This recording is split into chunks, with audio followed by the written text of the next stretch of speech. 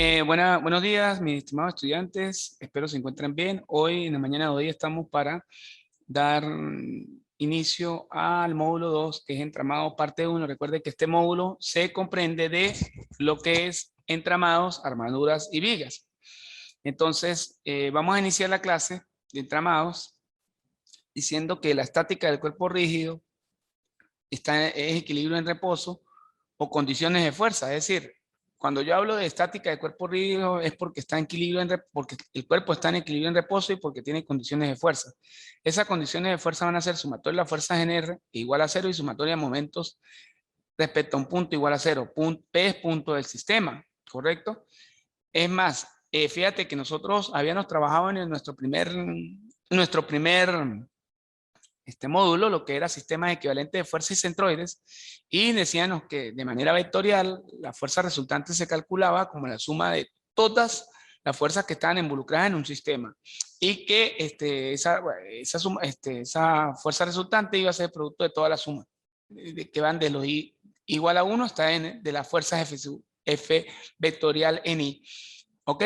Pero fíjate que ahora a manera de estática, vamos a decir que las fuerzas resultantes, fíjate que de manera vectorial darían 0 en I, 0 en J, 0 en K. Lo mismo va a ocurrir ahora para trabajar lo que es entramado o lo que es equilibrio del cuerpo rígido, que la sumatoria de las fuerzas en X van a ser igual a 0.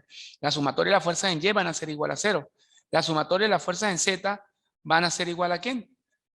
A 0, ¿correcto? Entonces, continuando acá, vamos a tener que las ecuaciones también, independientemente del equilibrio en el espacio, la sumatoria, recuerden que cuando hablamos de momentos, la sumatoria de momentos en un punto iba a ser igual al teorema de Barigón, que era R cruz F. Eso era de la manera vectorial. Aquí, de manera escalar, digamos, para resolver problemas de entramados, armaduras y vigas, vamos a decir que la sumatoria de momentos en X van a ser igual a 0, la sumatoria de momentos en Y van a ser igual a 0 y la sumatoria de momentos en Z van a ser igual a 0. Esto generalmente se dan los tres momentos cuando estamos hablando de un sistema tridimensional. Generalmente vamos a ver entramados planos, armaduras planas y vigas vistos en vigas planas también. Entonces, ¿qué pasa? Vamos a continuar. Aquí entonces, ¿qué nos va a quedar? Ecuaciones independientes del equilibrio en el plano. Entonces, como ya he dicho, sumatoria de las fuerzas en X igual a 0, sumatoria de las fuerzas en Y igual a 0 y sumatoria de momentos en un determinado punto igual a 0. Es decir, para resolver este tipo de sistemas vamos a tener tres ecuaciones con tres ecuaciones de equilibrio posiblemente para utilizar en un diagrama de cuerpo libre, bien sea en general o bien sea cada uno por separado, con tres ecuaciones, en este caso con las tres ecuaciones de equilibrio que contamos. Es decir, que máximo cuando yo analizo un sistema debo tener tres incógnitas en el sistema, o puedo tener cuatro, pero cuando vaya a aplicar una ecuación, por lo menos puedo tener cuatro incógnitas, un ejemplo. Y si aplico la de momento, pudiese ser que con esa reduzca el sistema a tres incógnitas, porque por decir, si yo tengo en una barra, que más adelante lo vamos a ver, y en el lado izquierdo tengo dos reacciones, si yo aplico momento en ese punto, me anula esas reacciones, pero más adelante lo vamos a ver. Ahora, procedimiento para la aplicación de las ecuaciones de equilibrio. Para el sistema estable se procede de la siguiente manera. Cuando hablo de sistema estable es que se puede determinar. Seleccionamos del sistema mecánico conveniente de acuerdo a las soluciones requeridas.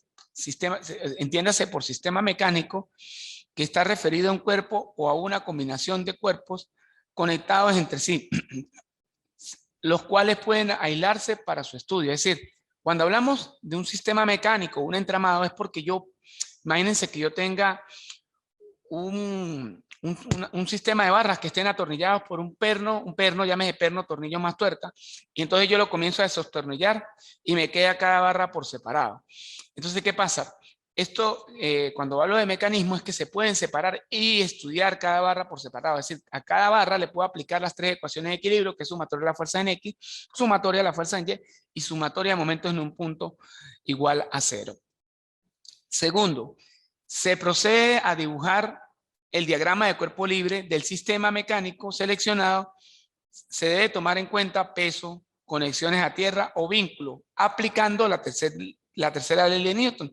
Es decir, si yo tengo dos barras, este sistema de dos barras, la que tiene el reloj y esta barra, y yo estudio la que tiene reloj, por decir, cuando estudio en este punto, en el codo, yo coloco dos reacciones de entrando, pero en la otra barra, perdón, en el punto de conexión, corrijo, en el punto de conexión, vamos a colocar aquí el reloj que sea mi punto de conexión.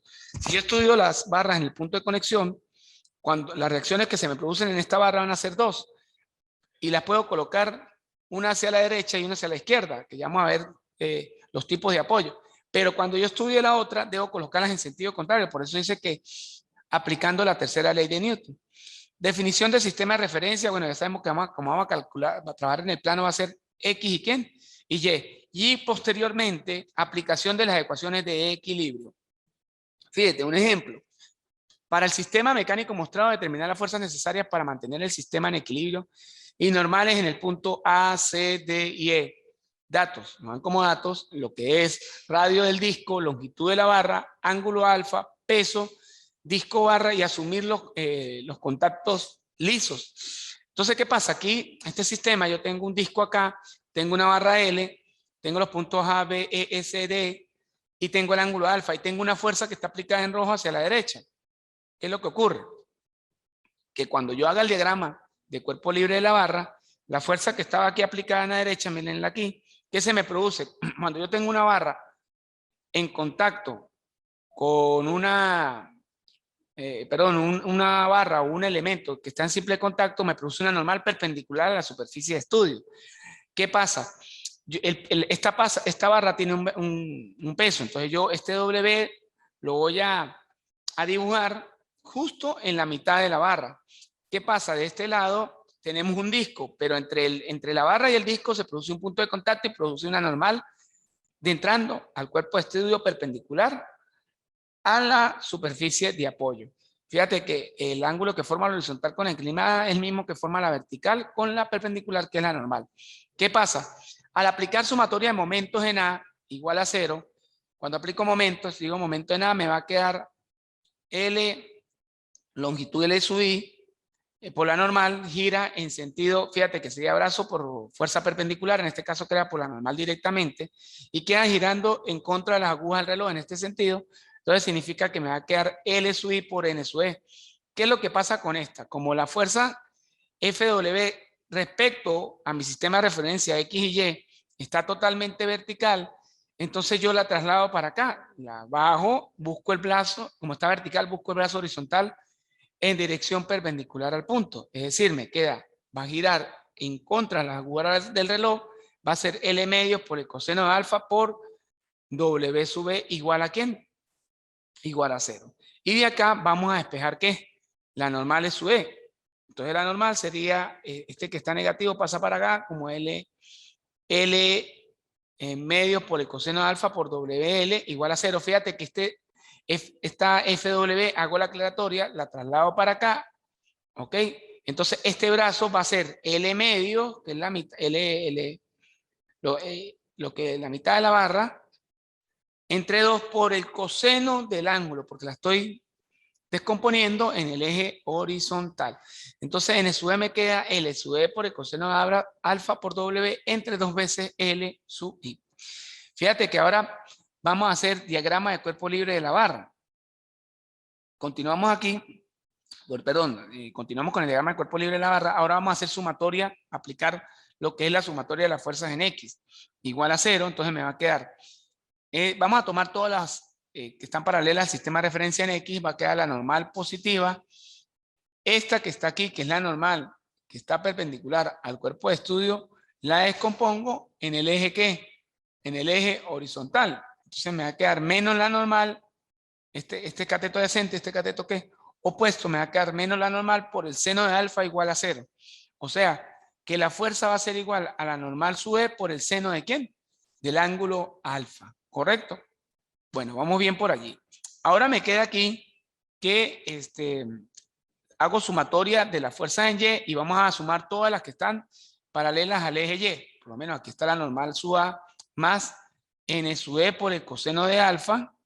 Fíjate, del origen parto un vector, perpendicular busco un extremo. Entonces me queda positiva. Ahora va a ser por el coseno porque cuando la descomponga aquí va a quedar N sub E por el coseno de alfa menos el peso W que va vertical hacia abajo. Al despegar la normal A me va a quedar menos N sub E por el coseno de alfa más W. Eso era un pequeño ejemplo de cómo se aplican las tres ecuaciones de equilibrio en un sistema mecánico o entramado. Quiere decir que se pueden separar por separado, o estudiar cada uno por separado. Luego, fíjate que si ahora hago yo el diagrama de cuerpo libre del disco en ese mismo sistema, el disco tiene 3 puntos, un punto E, un punto D y un punto C. Entonces, en el diagrama de cuerpo libre del cuerpo, justo en este punto me va a quedar la normal, que va a quedar perpendicular al cuerpo de estudio. ¿Ok? Formando un ángulo alfa, porque recuerde que el ángulo que forma la horizontal con la inclinada es el mismo que forma la perpendicular con la vertical. El peso del disco como tal, que es WD, justo en el centro del disco, en el lado derecho, que es el punto D, me va a quedar una normal de entrando al disco, y en el piso, en el punto C, me va a quedar una normal de entrando al punto C. De igual manera, este permite aplicar las tres ecuaciones de equilibrio, pero fíjate que si yo aplico por lo menos la de momento en el punto D, todas se me anulan. Entonces, generalmente cuando tengo un disco, voy a aplicar el sumatorio de la fuerza en X igual a 0, que me va a quedar menos, en este caso la normal D, que está en dirección horizontal, en sentido hacia la izquierda, más la normal E sub E por el seno de alfa igual a 0. Aquí despejo la normal E sub E igual a la normal E sub E por el seno de alfa. Luego vamos a tener sumatoria de la fuerza en Y igual a 0. Entonces me va a quedar la normal sub C menos W menos la normal sub E. Fíjate que como esta está inclinada con respecto a mi sistema de referencia, sería del origen parte un vector perpendicular, busco un extremo y quedaría normal E por el coseno de alfa igual a 0. De aquí despejo la normal C, que va a ser WB más la normal E por el coseno de alfa.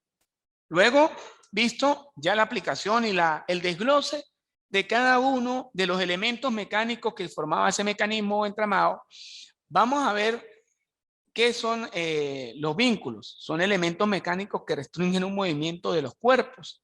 Y esos vínculos básicamente van a ser las articulaciones o van a ser los apoyos fijos que van a sostener mi estructura a tierra. Por lo menos yo tengo una articulación móvil o rodillo que se puede presentar en tres configuraciones, así, así o así. El rodillo tiene una particularidad que simplemente restringe el movimiento perpendicular a la superficie que está sosteniendo. Por decir, si yo tengo esta barra y tengo un rodillo, fíjate que la superficie donde está apoyada es horizontal, entonces queda una reacción perpendicular al cuerpo de estudio, entrando perpendicular a la superficie que sostiene, entrando al cuerpo de estudio. ¿Ok?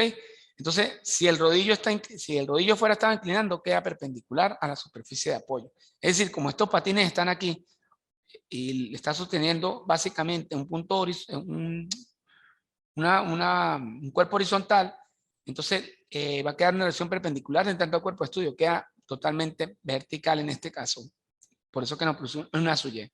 Vamos a hablar ahora de lo que es la articulación fija, o lo que se llama también en algunos textos de mecánica clásica, que es el pasador. Esto es un pasador. ¿Qué pasa el pasador? Si yo tengo un pasador acá, un pasador está anclado a tierra, y un pasador tiene una tuerca un perno, tiene una tuerca más, un tornillo más tuerca.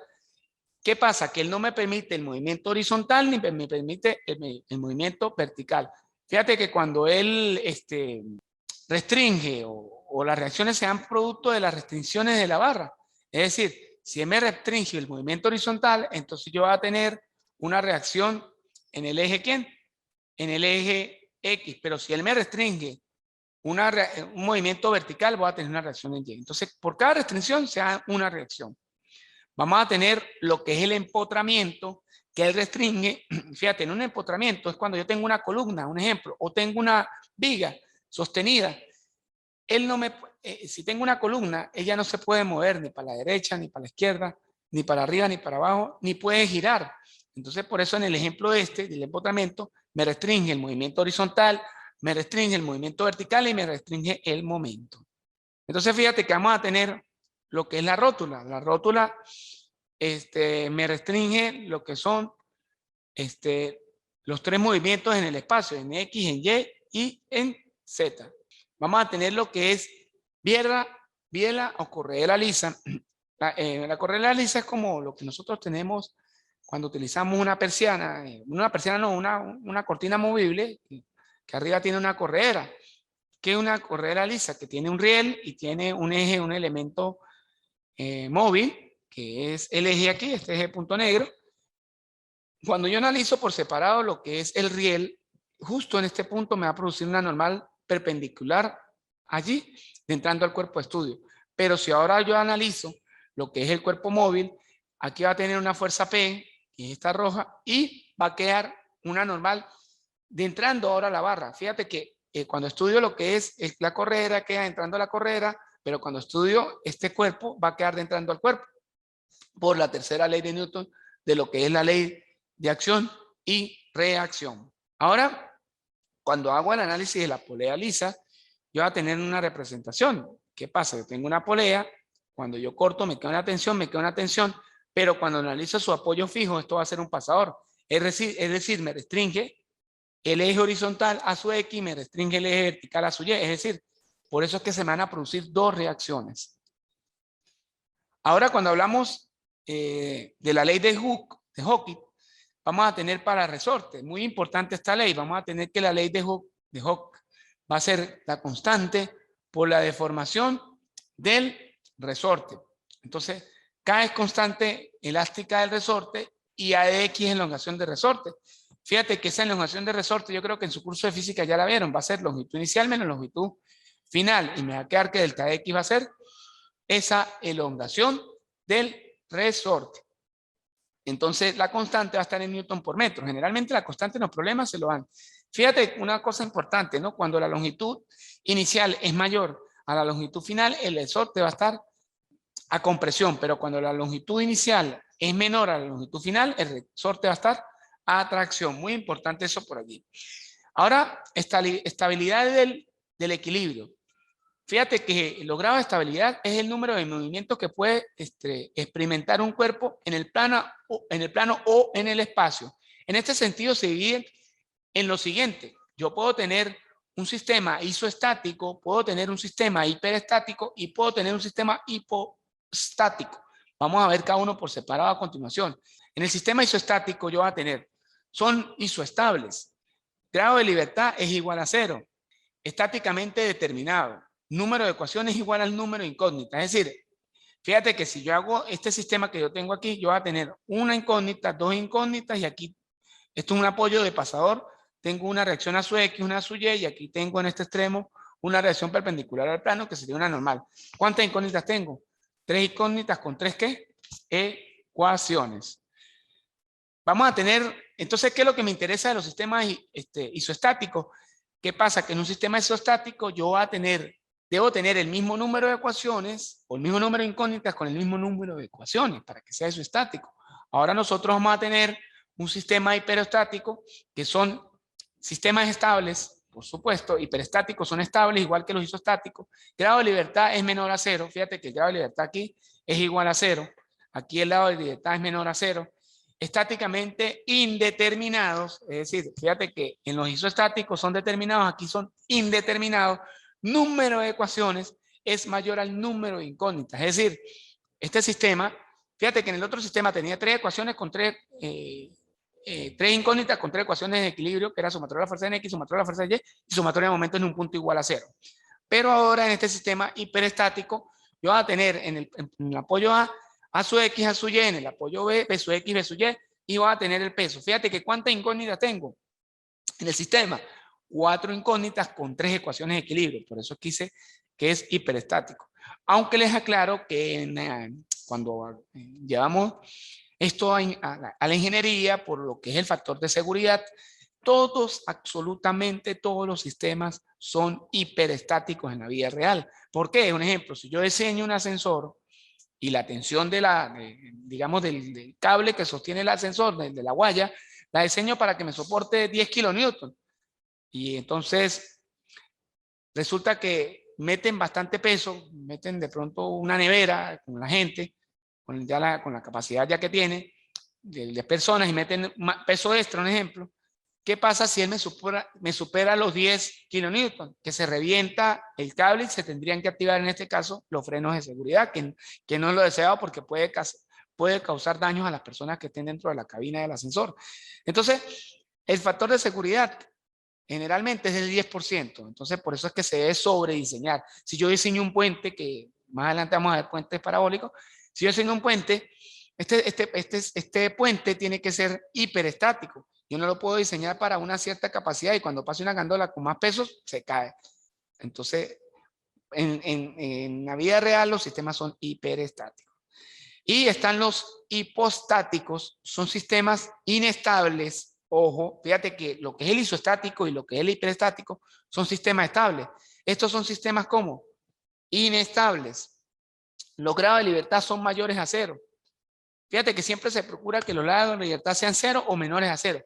Cuando son mayores a 0, que ya se, ¿qué pasa a los grados de libertad? Que el sistema, si es mayor a 0, se me puede mover. Si en 0 no se me mueve porque está en equilibrio, pero si es menor a 0, pues está más rígidamente en equilibrio. Pero si él es mayor que 0, entonces el sistema ahí es hipostático, es decir, no es estable.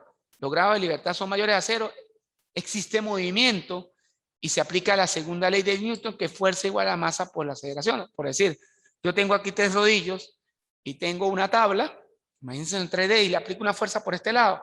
Entonces el sistema se va a tender a mover hacia la derecha, como es el caso que tengo escrito aquí en el dibujo. Ahora bien, esto es interesante porque esto va a ser estudio de mecánica ojodinámica, ¿ok? Entonces, para que estén pendientes, esto no lo vamos a trabajar, los sistemas hipoestáticos se van a trabajar más que todo en dinámica porque se va a aplicar la segunda ley de Newton. Estamos en estática. Sistema de cuerpos interconectados. ¿Qué son sistemas de cuerpos interconectados? Los entramados, que ya vimos que son sistemas mecánicos que están articulados a través de, generalmente, de pernos y que están, un ejemplo, también una barra sobre un disco. Están las armaduras, que son planas o cerchas, que ya las vamos a ver posteriormente, pero me adelanto, son cuerpos también estáticamente estables, que están en equilibrio, pero en vez de las barras están unidas a través de un perno, que es un tornillo, y una landela y una tuerca están unidos a través de un punto de soldadura. Y vamos a ver que dentro de los entramados vamos a tener lo que son las barras ideales y dentro de puedo tener un entramado barras ideales o no, y en la armadura sí vamos a tener barras ideales. Y vamos a tener como tercer punto de estudio vigas, que también la vamos a ver dentro de este mismo corte, que van a ser cuerpos horizontales que soportan fuerzas verticales, soportan fuerzas cortantes y momentos flectores. Ya eso lo vamos a estudiar. Entonces, ¿qué es un entramado? Es un conjunto de barras y elementos conectados entre sí, las cuales forman un sistema mecánico. Para ello se distinguen barra ideal, que ya nos hablaron ahorita en la introducción, que la barra ideal, barra que solo soporta cargas sobre su eje longitudinal. Bueno, supongamos que esta sea una barra, ¿sí? Una barra ideal, entonces ella va a soportar fuerzas de compresión si van de este sentido, o fuerza de tracción si la están jalando. Fíjate que la barra ideal no soporta cargas sobre su trayectoria útil, ¿sí? Entonces esto sería una barra ideal solamente cuando soporta fuerzas de tracción o de compresión y no tiene ninguna fuerza aplicada sobre su trayectoria útil. Está en la barra multifuerza, que soportan cargas en múltiples sentidos, es decir, soporta cargas así, soportan cargas aquí, soportan cargas por los lados, soporta incluso momentos, ¿ok? Entonces un ejemplo, vamos a ver un ejemplo de qué es un entramado. Que es un ejemplo, un entramado tiene una cuerda que está anclada al punto D. Hay una barra articulada que es la barra CEF, hay una barra articulada BE y esta barra que es completa que es la barra DCBA, y en su extremo a la derecha tiene un W. Fíjate que cada punto negro nos indica que es un pasador, que va a ser un pasador, va a ser que va a unir en ese punto a través de un tornillo y una tuerca las dos piezas, ¿ok? Entonces vamos a ver entonces, visto ya que es un entramado, que es el objetivo de este estudio, un ejercicio de entramado. Leo el siguiente sistema. Dice, entramado marco. Bueno, aquí no son 30 puntos, sino yo le conecté el porcentaje incidentalmente. Dice, para el sistema en equilibrio mostrado en la figura, determinar, número 1, diagrama de cuerpo libre de todos los elementos. Número 2, la fuerza del resorte y su longitud natural. Número 3, reacciones en el apoyo A. Número 4, fuerzas en los pasadores C, D y F. Número 5, checa ideal el resultado. Es decir, las fuerzas son en Newton y los momentos son en Newton por metro. El sistema que nos muestran él va, si lo está traccionando, él trata de recuperar ¿qué? Su longitud, ¿qué? Inicial, entonces produce una fuerza saliendo del punto E en dirección vertical. ¿Okay? Vamos a comenzar a hacer, para comenzar este problema, nosotros tenemos que buscar lo que son las reacciones en este punto y lo que son la tensión. Vamos a buscar primero las reacciones en la polea. Para buscar las reacciones en la polea tenemos que hacer el diagrama de cuerpo libre de W, ¿ok? Que sería tensión menos W, sumatoria de la fuerza en Y, que es igual a 0, tensión menos W es igual a 0, tensión es igual a W. O sea, la tensión vale 100. Sumatoria de la fuerza en X, ¿qué me va a quedar? G sub X positiva. Vamos a hacer ahora para la polea, ¿no? Para la polea me va a quedar, tengo corto por aquí, me queda una tensión saliendo del cuerpo de estudio. Ya lo vimos en la teoría, me queda una tensión también saliendo del cuerpo de estudio. Fíjate que yo aquí asumí dentro del sistema G sub X a la izquierda, G sub Y hacia abajo. Aquí G sub X la sumo hacia la derecha, G sub Y hacia arriba. Entonces aquí me va a quedar, por tercera ley, que van a ser contrarias en este punto, justo en el apoyo. Hago sumatoria de la fuerza en X, me va a quedar G sub X menos la tensión igual a 0, G sub X igual a 100, y hago sumatoria de la fuerza en Y, G sub Y menos la tensión igual a 0, G sub Y igual a 100. Ahora fíjate que para las cargas distribuidas, lo que es la carga rectangular y lo que es la carga triangular, me va a quedar que la carga rectangular va a ser base por altura, que es 3 metros por 25 newton por metro, me da 75 newton por metro. Pero la carga triangular, la fuerza triangular va a ser W por L o base por altura entre 2. Recuerden que eso lo vemos en el primer módulo. Entonces va a ser 3 metros, que es lo que mide por 150 newton sobre metro entre 2. Eso me da 225 newton. Entonces la carga rectangular me da 75 newton y la carga triangular me da 225 newton. Una vez calculado eso, hacemos sumatoria, volvemos al sistema y hacemos sumatoria de fuerza en X para todo el sistema. ¿Ok? Entonces me queda, fíjate, A sub X, que está positiva, más 200, que es esta fuerza que está horizontal en dirección horizontal, por eso entran en X, menos G sub X, igual a 0. Por lo tanto, al despejar A sub X de aquí, me queda que A sub X vale menos 100 newton, ¿correcto? Ahora, fíjate que para calcular, de acá puedo determinar la fuerza de resorte. Fíjate que este sistema, haciendo un paréntesis, ¿cuántas incógnitas tiene? 1, 2 incógnitas, ¿ok? Y 3 incógnitas con A sub Y. O sea que el sistema es isoestático. O sea que tengo el mismo número de ecuaciones y el mismo número de incógnitas. ¿Vio? Todos los sistemas o todos los problemas que vamos a hacer en los exámenes son isoestáticos. Nunca le vas a colocar un hiperestático porque sería indeterminado, ¿ok? Entonces, por eso es que aplicando las 3 ecuaciones de equilibrio, pues, puedo conseguir las incógnitas. Entonces, aquí hago sumatoria de momento en el punto A. Recuerde que el momento hace brazos por fuerzas perpendiculares. Entonces me queda, vamos a ver, me queda G sub X, que va a ser 6, que es la distancia que hay de aquí hasta aquí, por G sub X. En sentido, ¿cómo gira? Positivo. Más 1.5 por la carga rectangular, positiva también. Fíjate que este medida 3 metros, la mitad es 1.5, ¿verdad? Menos 200 por 2, porque si yo traslado esta fuerza para acá, para el punto C, el brazo es 2 y gira en sentido horario, me queda menos 100, menos 4 por la fuerza triangular. ¿Por qué 4? Vamos a ver, porque si este mide un 3 y la distancia perpendicular de aquí hasta aquí es 1/3, entonces sería 1/3 de 3 sería 1, entonces serían 3 más 1 son 4. ¿Y cómo gira? Gira en sentido negativo, corrijo, entonces me queda menos 4 fuerza triangular.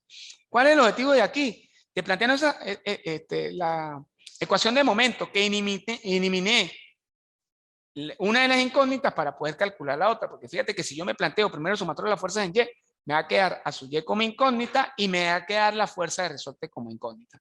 Entonces el objetivo de aplicar momento en el punto A es porque eliminé una incógnita y pude calcular la fuerza de resorte en este caso. Fíjate que me dio al despejar de esta ecuación 97, la fuerza de resorte, porque tengo ya calculado anteriormente G sub X y tengo ya calculado lo que es la fuerza concentrada triangular, rectangular y triangular. Entonces, al despejar y hacer las respectivas sustituciones, me va a quedar que la fuerza de resorte es 97,92 newton. Y como yo leía, ese sentido era asumido, quiere decir que el resorte, entonces su efecto está trabajando a tracción. Ahora, ¿qué calculo? Hago sumatorio de las fuerzas en Y, porque ahora devolviéndome al sistema general de todo el sistema, me queda como incógnita simplemente a su Y. Me queda a su Y menos, fíjate que ahora en el eje Y vamos a sumar todas las fuerzas que estén interactuando en el eje Y. A su Y, que no la conozco, que está aquí, menos fuerza rectangular, menos G sub Y, menos la fuerza triangular, ¿sí? Más la fuerza de resorte igual a 0. ¿A quién despejo aquí? A sub Y, que va a ser 302.08 newton. Una vez calculado esa, ¿qué me pedían allí? Me pedían en una de sus interrogantes, era calcular cuánto valía la longitud inicial del resorte. Entonces, fíjate que, devolviéndome aquí al caso, fíjate que, perdón, corrijo, el resorte no lo asumimos porque me dan la longitud final. Entonces, teníamos que calcular la longitud, ¿qué? No, sí lo asumimos porque no sabíamos cuál era la longitud. En este caso está trabajando a tracción, pero devolviéndome aquí, la fuerza de resorte va a ser igual a la constante por la longitud final menos la longitud inicial. Fíjate que sí la asumimos porque no conocíamos la longitud inicial del sistema. Entonces, lo que se me ocurre a mí es que como él está completamente traccionado, ya no está dando la longitud final, dentro del sistema está trabajando a tracción. O sea, el resorte está trabajando traccionado, es decir, que en el sistema lo que está haciendo es traccionar y él produce un efecto en sentido contrario por la tercera ley de Newton. Fíjate, el resorte está así, está traccionado. Entonces, esta está hacia abajo, esta aquí hacia arriba. La fuerza del resorte va a ser la constante por la longitud final menos la longitud inicial. Fíjate que la fuerza del resorte, que aquí es 97,92, la colocamos igual a la constante que nos dan de datos, que es 50. La longitud final es 3, que aparece aquí. Y despejo la longitud inicial de esta ecuación me da 1.04. Finalmente, vamos a desglosar, porque es un entramado, un mecanismo, esta barra, y me va a quedar A sub X, A sub Y. En el punto C va a ser C sub X, C sub Y. Y en el punto F va a ser F sub X, F sub Y, porque son ¿qué? Apoyo fijo. Pero fíjate que esta barra se puede considerar una barra ¿qué? Ideal, aunque aquí la calculamos por separado. Entonces aquí decimos, sumatoria de las fuerzas en X va a ser 2A sub X, porque estoy haciendo momento en el punto C. Fíjate que voy a desglosar esta barra, que me queda A sub X, A sub Y. Como es apoyo fijo, queda en el mismo sentido. Aquí en el punto C no es G sub X, sino C sub X. En este punto me queda C sub X y C sub Y. En este sentido, como es la primera barra que abro, es un apoyo de pasador, me quedan dos reacciones. En el punto F, aunque esta barra ideal, la vamos a trabajar con las reacciones, porque cuando hay barra ideal yo puedo aprovechar que ahí me produce una sola reacción, pero la vamos a trabajar como pasador, F sub X y F sub Y, y en este punto, fíjate que como era también externo, yo la tenía asumida en el diagrama de cuerpo libre como G sub Y y G sub X. Entonces vamos a aplicar sumatoria de momentos en el punto C igual a 0. Entonces me queda más 2 A sub X, ¿verdad? Positivo, menos 3 F sub X, porque la distancia de aquí es 3, negativo, porque gira en contra de la aguja del reloj, más 4 G sub X, porque va a girar en contra, perdón, aquí gira este negativo en F sub X, es porque gira en contra de la aguja del reloj, y 4 a sub GX, porque gira, cuando gira, perdón, a favor de la aguja del reloj es negativo, y cuando gira en contra de la aguja del reloj es positivo. Por eso es que aquí nos queda 2A sub X, porque va a girar en contra de la aguja del reloj, menos 3F sub X, porque va a girar a favor de la aguja del reloj, es negativo, más 4A sub X, porque va a girar en contra de la aguja del reloj. Aclarar la duda, despejamos F de X, y como todos estos datos se conocen, excepto F de X, me queda 66.67. Luego, hacemos sumatoria de las fuerzas en X para toda esta barra, me queda A sub X positiva más C sub X positiva más F de X menos G de X. De aquí el objetivo es despejar C sub X, que no la conozco. Me queda 133.33 newton, y luego dentro de esa misma barra hago sumatoria de las fuerzas en Y igual a sub Y positiva más C sub Y positiva más F de Y menos G sub X. ¿Sí? Igual a 0. Y de aquí me queda una ecuación 1, porque no conozco C sub Y, ni conozco C, no conozco C sub Y ni F de Y, ¿ok?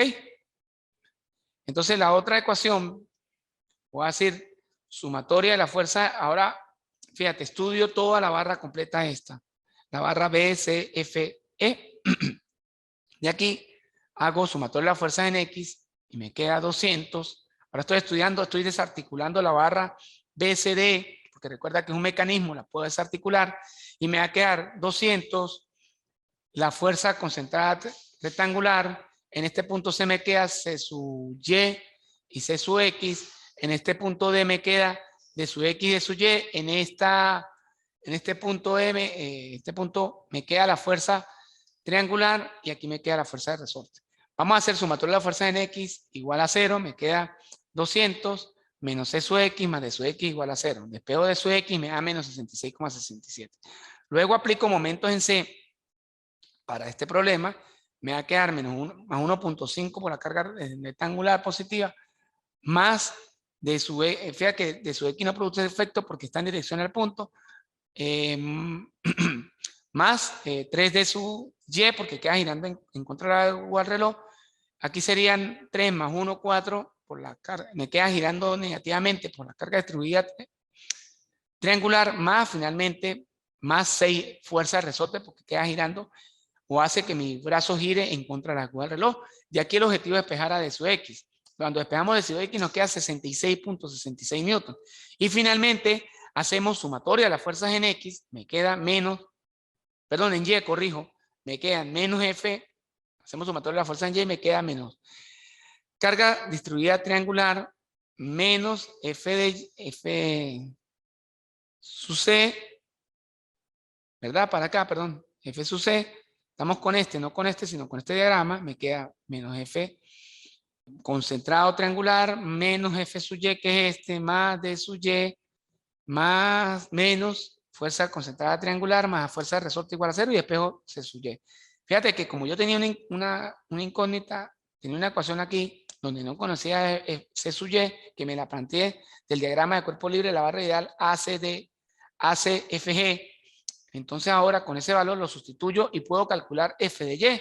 Fíjate que ahora me estaban preguntando las reacciones a las que está sometida la barra ideal. Fíjate que la barra ideal era la barra FD, que era la barra que estaba inclinada, que esta barra que no soporta ninguna fuerza sobre su longitud útil y simplemente las fuerzas se generan de tracción o de compresión una vez calculado en cada uno de sus extremos, lo que era F de X y F de Y, como son iguales, ¿verdad? Entonces, ¿qué pasa? Yo puedo calcular la resultante en este punto y van a ser las mismas para los extremos.